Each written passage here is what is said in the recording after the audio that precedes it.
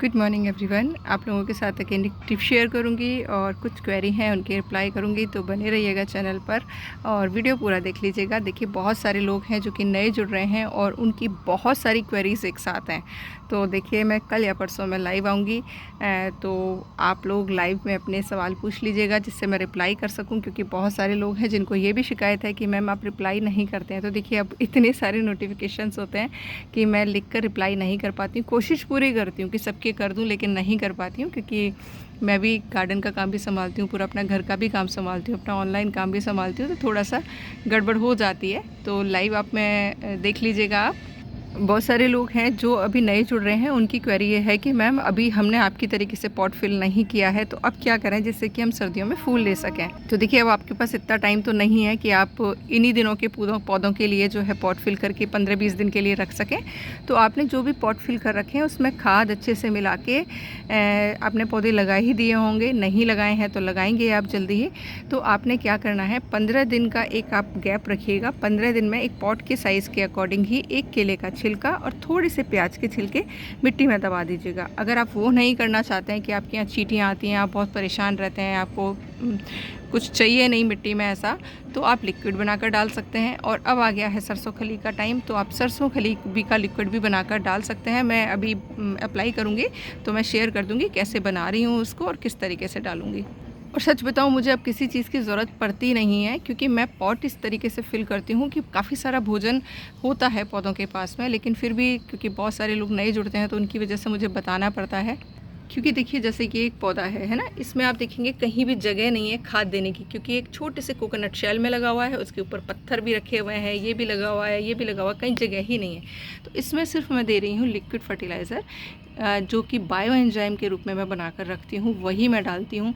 Fix है मेरा, अमावस्या और पूर्णिमा के आसपास तो मैं डालती ही डालती हूँ। बीच में भी अगर मुझे लगता है पौधे की रिक्वायरमेंट के अकॉर्डिंग, तो मैं पानी में 1 लीटर पानी में 5 ml मिलाकर डाल देती हूँ। लेकिन अगर आप लिक्विड फर्टिलाइज़र बना रहे हैं तो उसकी मात्रा आप ज़्यादा रख सकते हैं। सपोज़ करिए आपने 1 लीटर पानी में 5 केले के छिलके डाले हैं और थोड़े से प्याज के छिलके डाले हैं, तो आप 1 लीटर को मिनिमम बता रही हूँ 5 लीटर में मिक्स करेंगे और मैक्सिमम आप 10 लीटर में मिलाकर सारे पौधों पर आप मिट्टी में देंगे। और स्प्रे भी कर सकते हैं, लेकिन उसका डाइल्यूशन थोड़ा ज़्यादा होगा। आप थोड़ा ज़्यादा पानी मिला लीजिएगा जिससे कि पत्तियों को ऊपर से भी पोषण मिल जाए।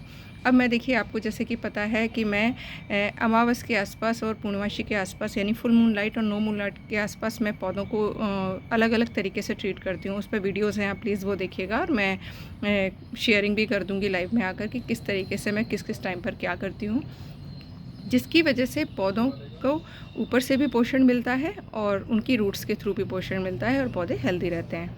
और भाई, अब देखिए, एक गलती मत करिएगा कि जो सर्दियों में डोरमेंसी में जाने वाले पौधे हैं उनके बीज अभी मत लगाइएगा। उनके बीज लगाइएगा आप फरवरी में, क्योंकि अगर आप अभी बीज लगा देंगे, बीज जर्मिनेट हो जाएगा, लेकिन डोरमेंसी में चला गया तो पौधा शॉक में जाकर मर भी सकता है। तो इस चीज़ का विशेष ध्यान रखिएगा।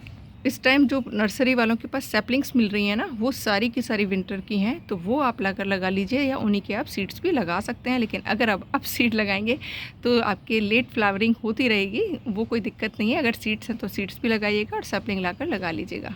देखिए, मैं एक चीज़ शेयर करती हूँ, हरा साग किसको पसंद नहीं होता, मुझे लगता है सभी को पसंद होता है। और इस टाइम तो इतना हरा साग आता है कि उसको देखकर हमारा जो ब्लड है बॉडी में बहने वाला, वो भी हरा हरा हो जाता है। तो देखिए, मैंने काफ़ी सारा उगाया है, हालांकि कुछ चीज़ें ख़राब हुई हैं, कुछ चीज़ें बहुत अच्छे से हो गई हैं। अभी दोबारा एक बैच लगाऊंगी डेट्स को फॉलो करते हुए। और आज है कंद वाली, यानी कि जो भी ज़मीन में उगने वाले पौधे हैं उनकी हम सब बीज लगा सकते हैं, लाइक मूली, गाजर, शलगम, चुकंदर, जो भी ज़मीन के अंदर कंद होते हैं, आलू भी लगा सकते हैं। अब जिनके पास जगह नहीं है, मेरे पास जगह है फिर भी मैं नहीं लगा रही हूँ, रीज़न क्योंकि बंदर आता है और वो खाड़ के सारा ख़राब कर देता है। तो मैं सिर्फ क्या कर रही हूँ, देखिए, मूली ये मार्केट से ख़रीदी है, इसको इतना हिस्सा जो है मैं मिट्टी के अंदर दबा रही हूँ। इससे होगा क्या, एक तो देखिए मुझे मिलेगा मूली का बीज, क्योंकि बीज इसी तरीके से तैयार किया जाता है। और दूसरा, इनमें जब लीव्स आएंगी तो मुझे लीव्स भी खाने के लिए मिल जाएंगी। बेसिकली मैं इनको जो लगाती हूँ वो बीज के लिए लगाती हूँ, लेकिन लीव्स भी जब आती हैं तो आपको अपनी मिट्टी में उगी हुई फ्रेश लीव्स भी खाने के लिए मिल जाएंगी। और आपको पता है मूली का पत्ता कितना फ़ायदा करता है, खाली पेट अगर हम खाते हैं तो अमेजिंग वर्क करता है। तो इस तरीके से आप मूली, गाजर दोनों को दबा दीजिएगा। शलगम, चुकंदर को भी इसी तरीके से अगर मार्केट से आप ख़रीद रहे हैं तो बीज भी मिल जाएगा और आपको लीव्स भी खाने के लिए मिल जाएंगी।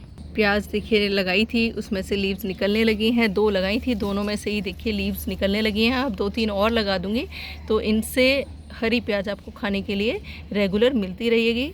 तो आप लगा लीजिएगा आज ही।